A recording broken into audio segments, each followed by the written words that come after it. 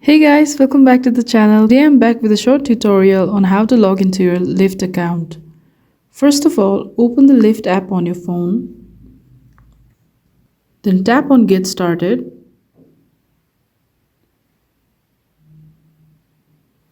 Here, select your country code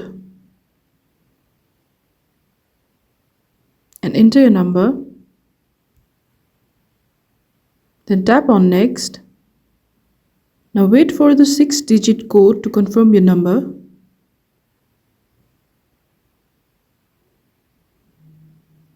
You can simply copy and paste the 6-digit code.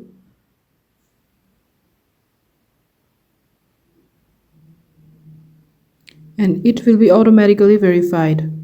As you can see, you are automatically logged into your Lyft account. And that is, guys, how you log into your Lyft account, which is very quick and easy. So if you found this video helpful, don't forget to like this video, hit subscribe and share.